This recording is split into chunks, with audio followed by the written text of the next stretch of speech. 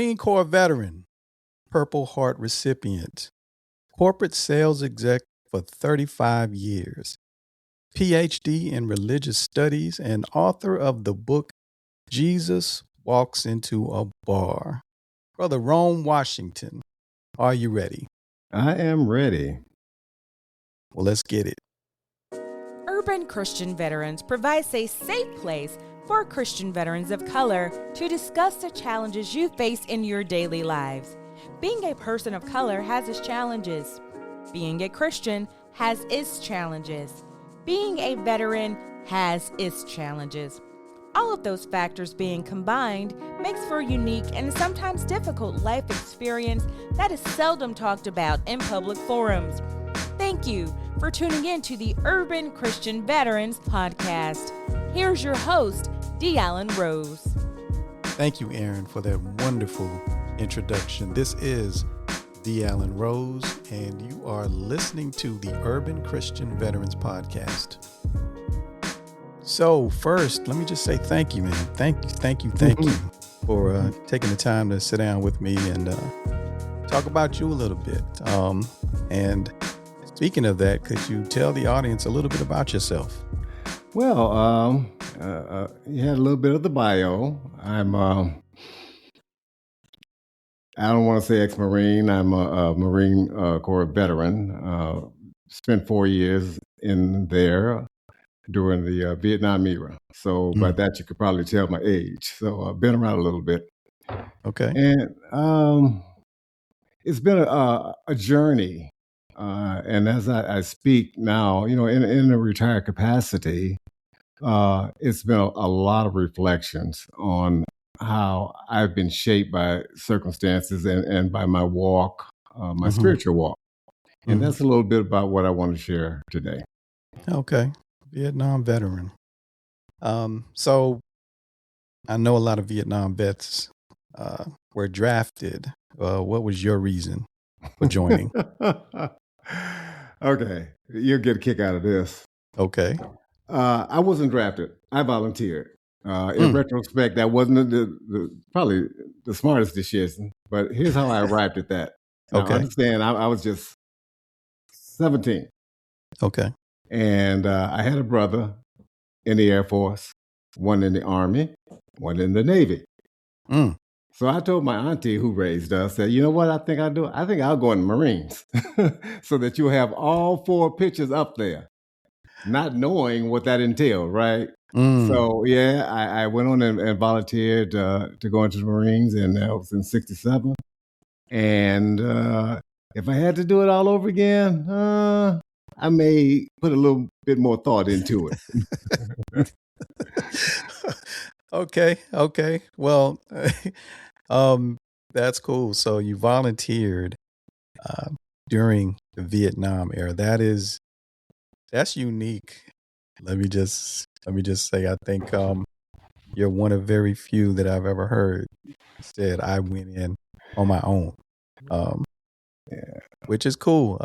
And you say, well, if you had to do it again, you put more thought into it. But if you put more thought into it, where'd you go? Would you do anything different? Probably not. Let me give you a little bit more background, social background, how the whole milieu there was at that time. Racially, socially, it was a tense time. You had the war protesters. You still had a bit of Jim Crow going around. I was in high school, but the high school was a jungle itself. And I did not really know how to survive. To back it up just a little bit more, I was raised in a parochial school because my auntie was very religious. Okay. And she sent all of us to a parochial school in Chicago, Corpus Christi.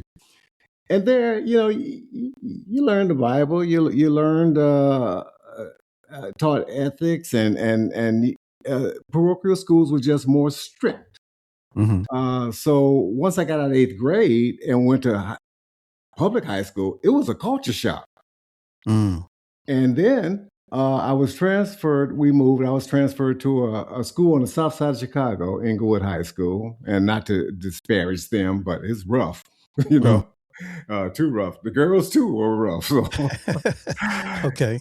it did not take me long to decide that, man, I don't know if I can handle this. And I was a junior at the time. Okay. And I still smart, had my wits about me, but I could not mingle there. So when I was old enough, I dropped out of Inglewood. Okay. Because I didn't want to continue. I wanted something else. So mine said, yeah, well, you're going to have to work or do something. So that was another motivation for going into service. That story was a common story back in the day. Dropping out, the dropout rate was very high. And there were no jobs on the street except if you wanted to work in a meat market or something.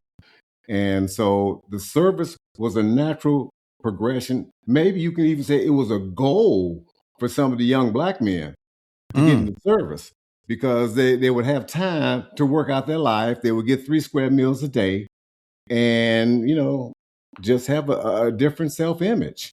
Because we used to see guys coming back from the service after boot camp. Man, they would be coming back all buffed up and stuff and had a little money in their pocket. So I said, well, you know what? Okay, I'm going to go that route. So that's really part of the motivation too. Okay. I could see that. That being a goal in years past, because even when I went in, I didn't go until 88. Okay. And I could see it being a goal. I would say today, however, not so much. Things have changed. And one of the reasons I think things changed is there's a lot more opportunity. You see a lot more young people doing stuff that just weren't available to us back then, and doing quite well, becoming millionaires at young ages, and so there's much more to do, and plus, right now the way things are in the world and in our government, I don't know. Yeah, it's super tough, and you bring up a very good point that children now have different things they can aspire to with technology coming over in their lifetime. There's a whole avenue there, and not to mention the entertainment industry. Whether it's music or anything else, it's open to them. Yeah. We thought we were pretty cool when we had Stax and Motown and all that stuff, but now it's just completely blown up. And you got all these Spotify and everything where you can just download. So they're into that. So you're right. And they take a very different attitude toward going into the service, as they should. They should be a little bit more discretionary. So that's a good point. Yeah. Yeah, no, I didn't even think about that, because people they no longer need, record companies. They're just in their bedrooms making music, and thousands and thousands and thousands of people can hear it. So things are different. Things are different. Not only that, they can become influencers. Like, what is that? Make me like, what is that? Right. Yeah, well, but my hat's off to them. Oh yeah. No doubt. Hey, more power to them. So looking back to the day that you left the military, what advice would you give your younger self about how society would treat you as a Christian veteran of color? Well, it depends on actually when my younger self got out of service, because a lot of advice that I could give right now to somebody getting out is totally archaic, totally non-applicable. And they would tell me to my face, young Jerome would tell me to my face, yeah, that don't even work nowadays. But there's some things that never change. Wisdom never changes. Insight never changes. The spirit of a man who walks with his God never changes. Christ never changes. Same today and forever. So what I would tell that younger me, regardless of when he got out, regardless of what society pressures were present at that time, I would tell him to stay attuned to your truth. Don't depend on what you think you know. Depend on the truth. And that would lead me to the same place I was when I got out in 71. At that point, that Jerome, at 21 years old, while he was in the service, he came really to know Christ. Okay. And really to know the Bible and the wisdom contained therein. Because once I started reading Proverbs, I said, this is like the father I never had. The advice that I could extract from that. And I knew it was better advice than I was getting from the other military partners I was hanging out with. Right. So I drilled down into that. And the Psalms had me praying, and the Holy Spirit comes and, he just lifts you up and looks after you. And I needed that at 21 in a very, very crucial time in society. King had got killed, man. I myself, coming from Vietnam, Black power was all that there is, or all that there was. And we came back loaded for bear, basically. There's a lot of hate in that young man who came out. But as time went on, it was relinquished. So yes, I would tell that guy, that younger me, that still take that path. Take the high road. Hate is no good in any form. Even today, there's some situations where we can actually feel hate. And those situations I'm talking about. They come on TV every day. With a very strange, I want to say color, but you know what I'm saying. I'm not going to name no names, but you know what I'm saying. And I would tell them, just stay above all that. As Earth, Wind, and Fire say, keep your head to the sky, and just keep your heart and do what's right. Okay, so let's talk about your book. Jesus Walks into a Bar. Interesting title. Yes, yeah. Very interesting title. Give us an overview. What's it about? Yeah, it's a conversational, slightly humorous, and really a deeply accessible exploration of Christianity. And I wrote it for the skeptics, casual believers, or anybody who's ever felt confused or even frustrated by religion. Now, I'm going to tell you why what motivated me to write this. I used to be a staunch student of apologetics. And anytime I got a chance to speak with an atheist or agnostic or somebody who's skeptical, man, the Marine came out and I just wanted to do judo with him, right? So I'll be slam dunking them, man, with all this theology and doctrine and apologetic proofs. But what I found out is that I might win the argument, but I would not win the person. It didn't move them. There's a saying that says, a man convinced against his will is of the same opinion still. So I thought, I got to find a better way to do this if I'm going to be doing the Lord's work. Okay. So I said I have to be softer and kinder, just like the New Testament says, with apologetics. That was the genesis of Jesus Walks into a Bar. That I would write a book for people who are skeptical or curious or even in the church, but don't get the right kinds of theology that really answers a lot of questions that they have or are afraid to ask. So I decided I was going to write this book I was going to cut through the cliches, the churchy jargon, and cultural noise to reintroduce Jesus as a compelling, relatable, and a world-changing figure that people may have heard of but don't know about. Mm-hmm. They may have heard some parables of things from his message, but they don't know, what he was really all about in his mission.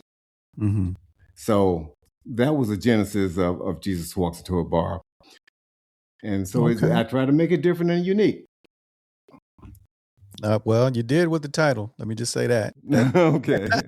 First off, Jesus in a bar. Okay, right on. So, yeah. No, I think that's fascinating because many, many, many moons ago, I was the exact opposite, meaning I would go look for, at the time, I used to call them Bible thumpers. Let me go find me a Bible thumper. And I was the opposite. I would run into a lot of believers who unfortunately weren't mature in their walk and were easy to dismantle. Mm-hmm. And I was a fairly good debater. Mm-hmm. And I feel so badly now because I think I really, really, I tore some people down who weren't prepared. And yeah, I feel badly to the point I had to repent on that one. Like, man, I I didn't know any better myself. I didn't even know if what I was saying was true. It was like I was a good debater. I liked the crowd. And one of the things that you can do in front of a crowd, as long as you talk louder, right? You talk louder. And then, the lazy default position is always, well, prove it. Right. And someone who's not prepared will often stumble. And that was my go-to. Okay. If I got nothing else, well, then prove it. Like, give me some proof right now. Just give me some, and they would be flustered. So I think that is awesome. In terms of your reasoning. Now, there were a couple of chapters I think that stood out to me, especially the titles. Chapter 3, Christianity is not just another self-help program because Jesus did not die to be your life coach. Wow. Yeah, exactly. Here's what I don't shy away from Christianity on one side or the other, because some of the distortions that have developed around Christianity have come from within people who call themselves Christian. Right. And with chapter 3, the core idea is that Christianity is not a motivational lifestyle. It is not, self-help with a halo on top. And the people who have taken that approach have greatly distorted Christianity. And in a way, they're hurting the very people that they're, preaching this thing to. The prosperity gospel is a prime example. You got these people saying, well, if you pray hard enough and you visualize and get your vision boards and donate enough, that whatever you want in life, you're going to get. Hallelujah. Right. Thank you, Jesus. That is a terrible distortion of the Christianity and the good news of the New Testament. And so I don't shy away from that. And Jesus didn't die to be your life coach. He died to redeem you. Okay. And so, yeah, that's where we're going to that. During the 70s, there was a positive thinking movement. And I know because during that time I was in sales. And as a salesperson, you always try to motivate yourself. So one thing that you always read, one book, was Think and Grow Rich by Napoleon Hill. That is a great book that will motivate a dead man. We read that book and we were ready. All we got to do is, think about, what we want and have the discipline and the 13 principles or whatever, and you get it. And in fact, that does work. That does work. But that is entirely separate from what the New Testament is preaching. And there's no knock against prosperity in there, but you don't preach that from the pulpit.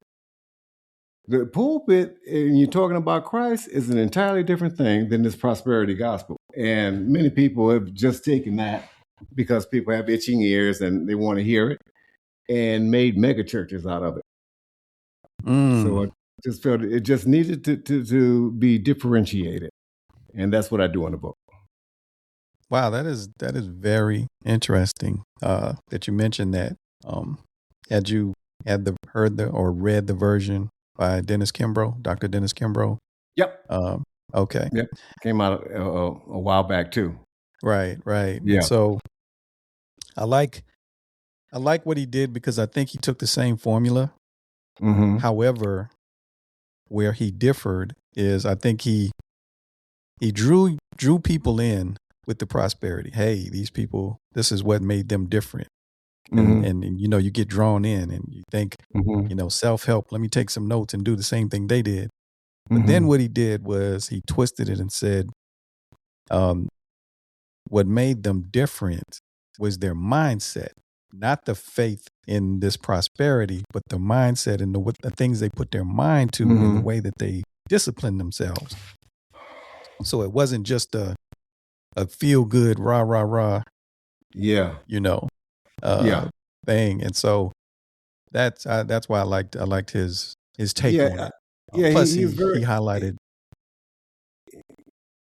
He was very grounded in what he presented, as well as these early motivational books are. And even the ones today are probably pretty grounded, but let's not get it twisted. And all of a sudden you want to bring Christ into here or even God for that matter, and giving his blessings on what you're saying up there in regards to material gain, because that is not the gospel that Christ preached. So that's why, he didn't die to be your life coach. His work were way above that. I mean, if you want to do it in a TED talk, but don't call yourself a church, and preach that. That's my position, in chapter 3. Yeah. Understood. So chapter 7 says science versus faith, an unnecessary conflict. That's very interesting. Where are you coming from with that one? Where I'm coming from is this. In the early years of science, and many of the early scientists, I'm talking Bacon, Newton, some of the very Mendel, some of the early ones, they pursued science as a way to find out more about God's creation. And even today, in essence, that's what they're doing. Science has brought us a lot of advancement in products and cures. So it's a blessed science, from God. But somewhere along the line, it became elevated over God's creation.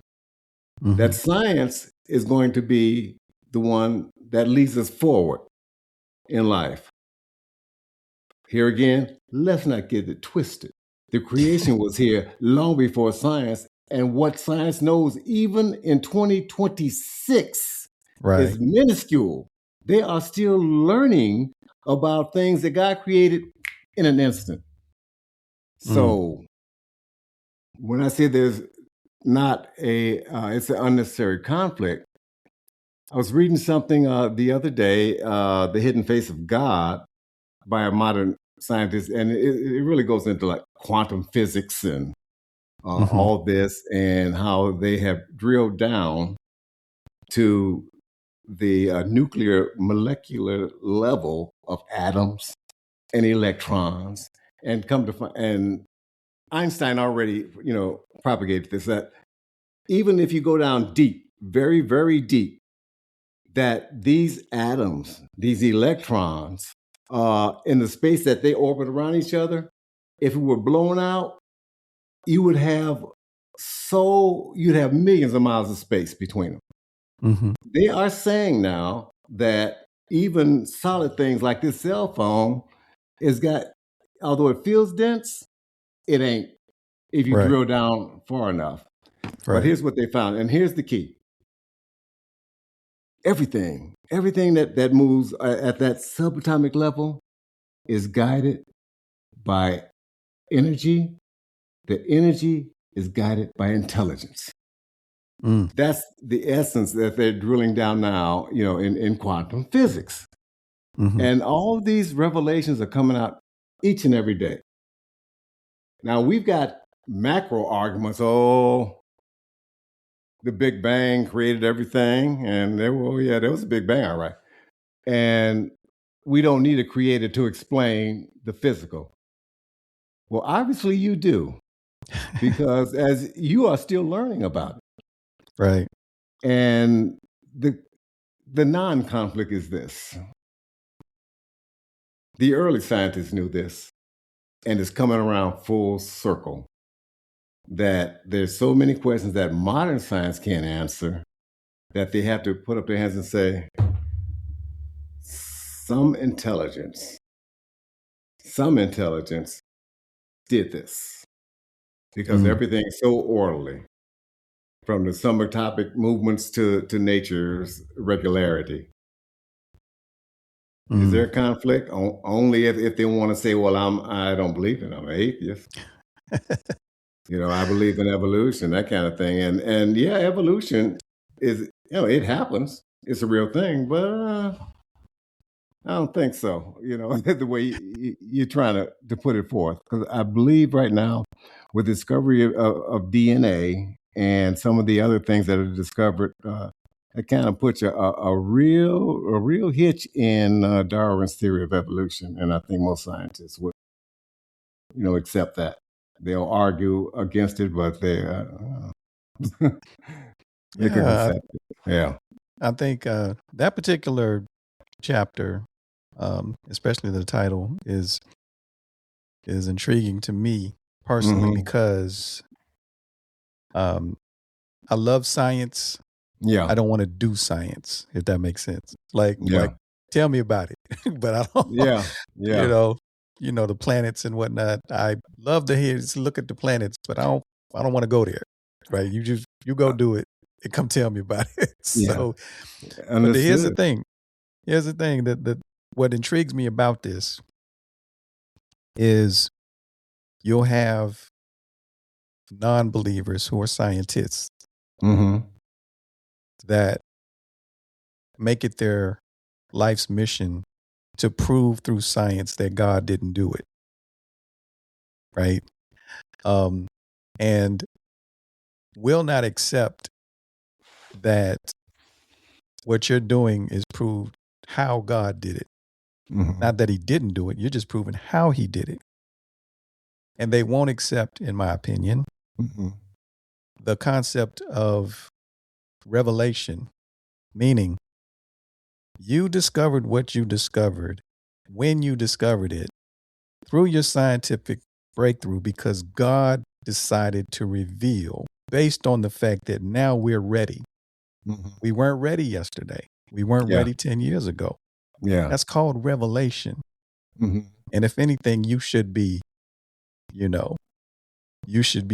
happy and appreciative that at this time he feels you're ready, that we're ready to accept these things. Yeah. But furthermore, this, scientists will always say there are laws, right? Laws of physics and laws of this and laws of that. But yet they observe things that are breaking these laws all the time. So if it's in nature and it's breaking the law, what are you going to do? You're going to change your law because you are observing something that is going against your law, right? Because you just mentioned quantum physics. Well, if you go down to the molecular level and you study atoms, protons, neutrons, electrons. Right. Photons, yeah. Right? Mm-hmm. So the law of physics says opposites attract, right? Like will repel. But then they discovered that at the atomic level, you've got two positive charges spinning around each other, attracting. That's breaking your law. To the extent that I think a few years ago, it was about 4 years ago, I read where the United States and some other countries partnered and put together this multi-million-dollar task force to figure that out.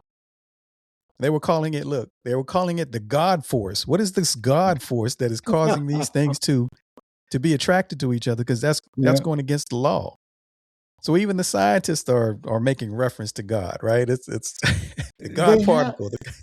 Yeah, and that's at some point they have to, because there's so much wonder, not only in the universe above us, but even, as you mentioned, at some atomic level. It's so many things that they're discovering that they just got to throw their hands up and say, we don't know. What are you going to attribute it to?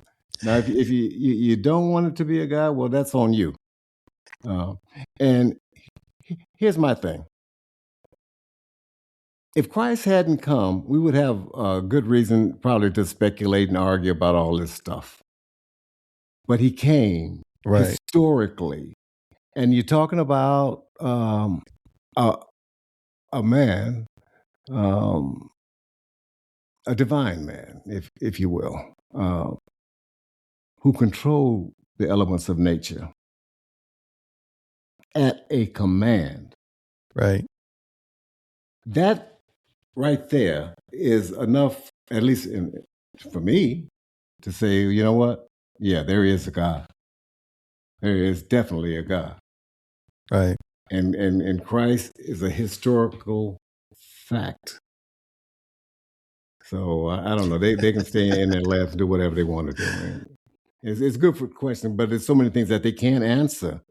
They can answer maybe how the universe works, but they can't answer why it exists, why we're created in the first place. Why is there anything to start with? Man, don't get me started on that one. Yeah, I know. Don't get me, right? The scientists and their laws. You can't get something from nothing. Well, explain that one. Partner. Right. So no, that's I love that chapter, man. That's one that I can go all day about. But anyway, chapter 12, Heaven versus Hell. Who has the better recruitment strategy? I love that title. Yeah, that was kind of I let my comedy come out a little bit on that one. But yeah, we're in a world now, a society now that says, hey, we are all that there is. Let us go have a party, do whatever, and who cares if there's an afterlife? And if there is an afterlife, heck, maybe I want to go to hell where all the party people are. Because I really, my picture of heaven is not all that great or exciting. So that story has to be rectified, and they really don't have the correct picture as the Bible puts it. And so what I decided there is just since heaven is marketed poorly, maybe show them exactly, what God has in store for them. And here again, we go back to Jesus, what he promised. Okay, he made grandiose visions, many mansions in his Father's house. He talked about the sinner to his left. Today, you'll be with me in paradise. he revealed the full architecture to John on the island of Patmos in Revelations. Mm-hmm. Talked about the streets of gold and crystal rivers and, just a wonderful existence with him for eternity. That's the real heaven. Right. And that's the eternal heaven. And nothing that you could present with hell or Hades can even compare to it. Now, getting back to hell, though, a lot of people have a problem with God even creating a hell. A loving God, why would he create a hell? Why would he create a hell? Well, one, he can do what he wants to do. Right. It was originally created for the fallen angels, as we know. Then there's another theological perspective regarding hell that although we have visions of fire and gnashing of teeth and eternal punishment, I mean, even the worst person probably wouldn't allow that, because especially if they have the power not to do it. But suppose there is a dark place where you're going to be locked up eternally there, never getting over to the beauty of the other side. And Christ used a couple of parables to even illustrate that. Right. It's a chasm that you can't cross. And eternal regret. Your worst dream realized eternally. You ever been in a nightmare where you couldn't get out? Wow. You were so glad to wake up from it? Right. Suppose that had to persist forever, eternally. Yeah. That would be punishment enough. We don't really know, but it's just an illustration where they need to really wake up and think about these things. Yeah, I think what interests me about that title for that chapter, in terms of a recruitment strategy, it's who has the better recruitment strategy. I see, on the one hand, I get that. On the other hand, one of the things I was thinking was, every time I read one of these, I tried to relate it to myself. And what's funny is, when I'm honest with myself, I can tell you which one had the better strategy at different times in my life. Absolutely. Right? Absolutely.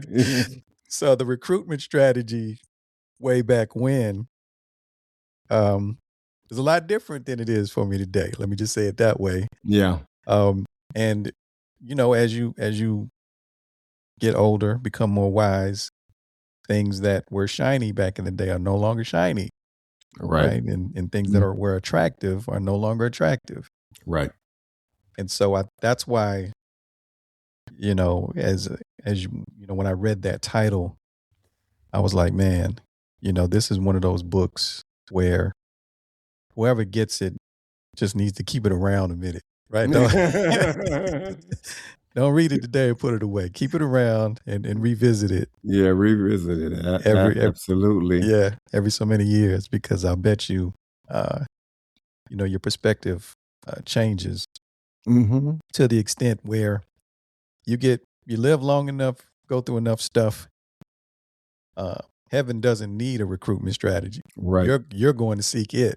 You don't need to recruit me. Absolutely. That kind of thing. So, oh no, I love that. So chapter 14. That's one of my favorite chapters.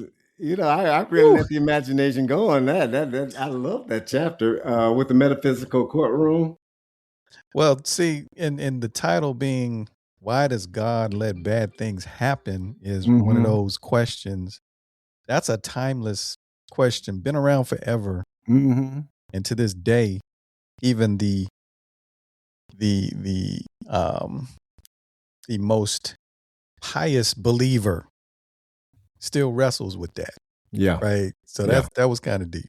Yeah. Yeah, it is. And as you mentioned, the problem of suffering is universal. And every believer wrestles with it. But our free will creates real consequences. And the theological, I don't know, discussion, love requires freedom, and freedom allows free choice, Right. And a lot of the things that go wrong in the world are man-made and made for profit and other motivations by people who have the power to do these things. And even some of the causes of nature, you could point to man and his greed causing those as well. Now, God doesn't cause evil. Right. He just doesn't do it. But he does work through it, bringing growth to us as people as we go through it. Because nobody's going to live a life without any worries or anything happening to them. Life is too long, and it's a gift of learning because we are being prepared for another life. Right. And just suppose the things that we go through bring out more of faith and divinity that God has already planted into us. Not giving it all to us at once, but letting us grow through it. So when that time comes, we are fully prepared. We're children of God. That right there, that term tells you something. A child does not come into the world knowing everything. Right. Nor the things that they're going to need to be equipped for in the future. And if we are children of God, there's a lot that we need to learn to be a full adult. Right. Right. In God's eyes. So that doesn't happen. But you're right. A lot of people, as soon as something happens, why did God allow this to happen? And it's true pain that they're going through. A child dies, from a disease. Why did God do this to me? Or, you get that diagnosis, before you're 40. Why did, these things happen in the world. But God is still there. Right. All the time. Oh, yeah, that I think that there's so so many aspects to consider when you wrestle with that question. Yeah. Because, I think it really boils down to, in our human nature, we, no matter what it is we know, we fall back to emotion. And it's as if time for us starts right now. Like we forget to look back. We forget to look at everything that has happened up until now that led to this situation. We start right here, right now. And we say, why is this happening now? And that's an emotional thing, Right. and it's like, it's, as you said, it could be a painful situation. And all you know is what's happening now. And we're made this way. It's not by mistake. I believe it's like you said, unfortunately, I know this might sound crass, but pain is a necessity for our growth. And I am not saying that by any means to anyone who might be listening to say this is a justification for your pain. I'm not saying that. Right. I'm just saying that a life without pain is one where very little growth happens. Absolutely. Right. And Absolutely. so, not saying, I'm just saying that that's just how things are. And it's so very difficult, especially being a minister, to try and comfort someone. Knowing this on the one hand, but also empathizing with the pain on the other, and trying to, console and help someone to reconcile. And I can just tell you, in the midst of all that, when you're in the eye of the storm, They don't want to hear scriptures, right? They don't. Oh, don't come to me with no scriptures right now, right? Exactly. And it's unfortunate, and I don't have the words to express or to make it better. I'm just saying this is our existence, right? This is what we go through. This is how, this is the life we have to go through. And yeah, and that point is, we're living right now in a broken world, and it's not the way it's going to be. But Christ and the Bible, they promise that it's going to be a new world where there will be no pain or suffering. He will wipe away every tear. Now, a lot of people might just see that as fantasy, but it's repeated so many times, it's got to be true. And if Christ said it being the truth and the life, I'm going to believe it. right. Even through that suffering, like I say, in the eye of the storm, you don't want to hear scriptures, but in the eye of the storm, you still have a degree of hope. And even people who don't pray, sometimes if that storm is bad enough, yes, they're going to pray, oh, God, help me. And when you come out on the other side, you see that suffering has often produces empathy or resilience and spiritual depth. Kill that notification. And let's not forget that Scripture shows God present in the suffering. He's never distant or indifferent. And Christ himself, becoming human, went through the same kind of suffering. And we can identify with that. He identifies with us. So, as some people say, hope will always spring eternal when you have a relationship with Christ. And that's what faith is all about. Well said, brother. Well Yeah. said. Yeah. Now you have this chapter. Before you close the book, before we close the book, are there any words you'd like to say? Anything that you want to say in summary regarding your book? Well, in summary, I would like people to, as you already mentioned, just keep it around as a companion, because everybody needs to know more. Everybody needs to know more, and not everybody's going to pick up the Bible, and this in no way supplants the Bible, Right. but it gives you just enough information on the periphery so that you could understand Christ, his mission, and Christianity, and why it makes sense to take a second look. If you've been in church and walked away for the institutional abuse or whatever you may have received from there, but you haven't left Christ, to get into the book, and you can find out a little bit more.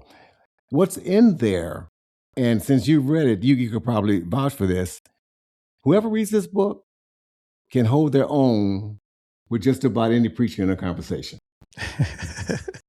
You agree?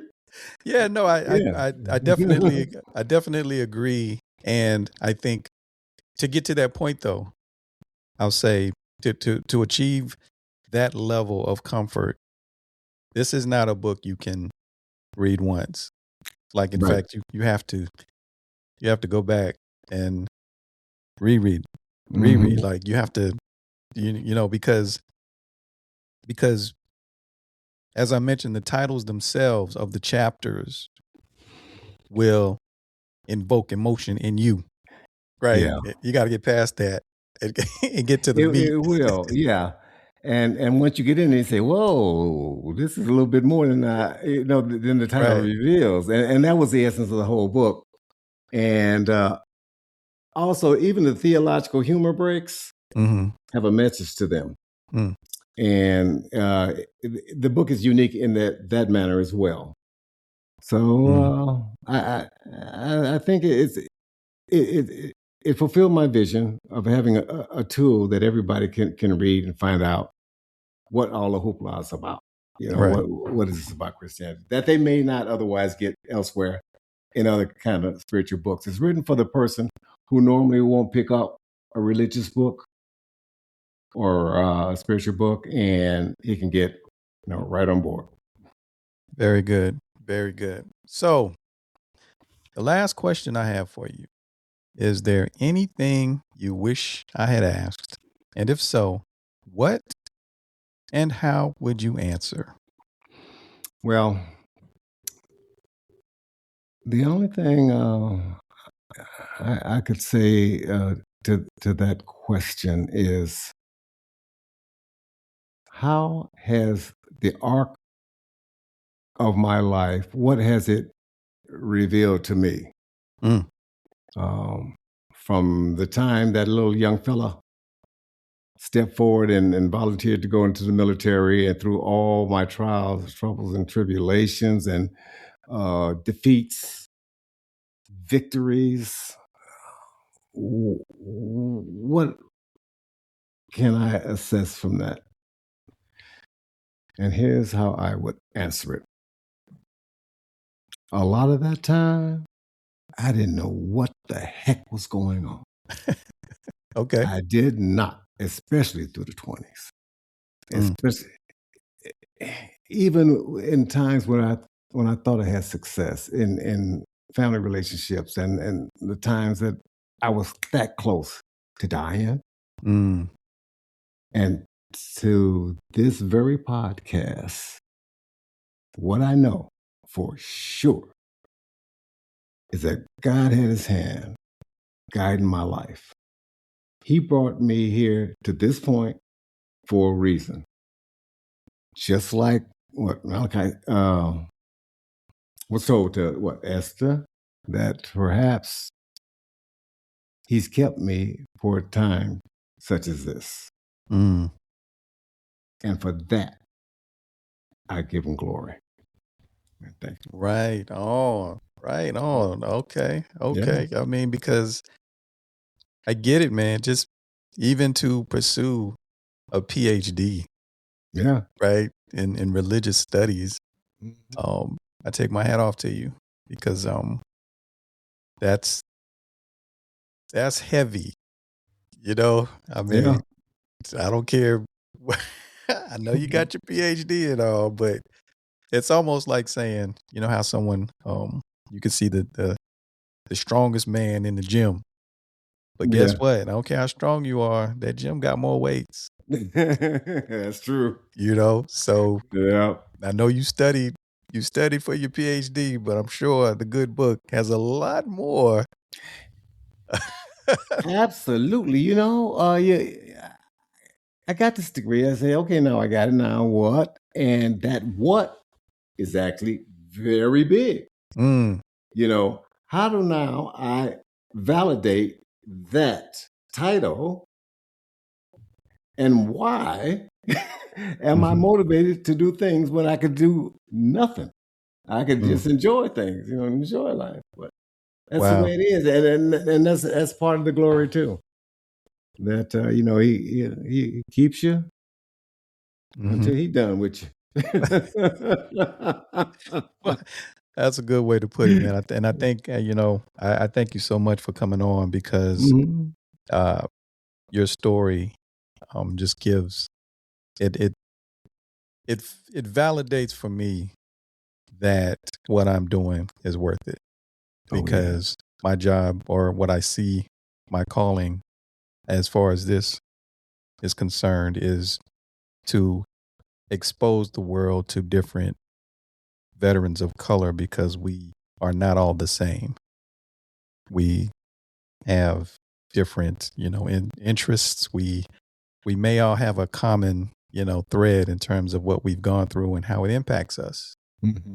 But I'm trying to allow the veterans to share their stories, because there are not a lot of platforms that will allow you to do that, for unfortunate reasons. Right. Yeah, exactly. And so I think that you coming on and sharing your story and your motivations is very helpful. So I thank you for that. And two, we just barely scratched the surface on Dr. Washington. Right. Yeah. I mean, we barely scratched the surface. So if you're up for it, I would love to have you back on, and we continue a conversation about any topic that you would like to expound on. Okay. And we'll just go from there, if that's okay. Yeah, that would be okay. One thing I do want to add to this conversation, because sometimes, you get lost in your own story and you forget that a lot of people share that story, particularly my brothers, veterans, because I see a lot of them at the VA, and sometimes you see maybe hope that has left. You see the hard times and the things in life. And for some of the younger veterans, they probably got a lot of internal questions. I would just want to say to them, be strong. Your Army is strong, your Marine Corps is strong, your Air Force strong, all of these things. Keep your eyes open, your mind and your heart open to the opportunities that are there. Don't let society life, civilian life, deter you at all, because you can be whatever you want to be. And if you got benefits, take advantage of them. Take advantage of them, because they can help propel you to heights you never believed possible if you pursue it with positivity, and also turn to prayer. You don't have to make a big deal on the exterior, but you should be having personal prayer, personal conversation with God. Absolutely. You put all that together, brother, you're going to do it. Whatever it is that you plan to do. That's the message I would like to give them. Okay. Right on. Yeah. Well, I think with that said, we'll go ahead and close this one out. Another one for the books. Thank you so much. Thank you so much. Welcome. Dr. Washington. Well, thank you, Dr. Rose. I do have one of those on them. Yeah, you do. I appreciate that. And as I always like to say to all my guests, may God keep you, may God bless you, and may God continue to be with you. Thank you, brother. Man,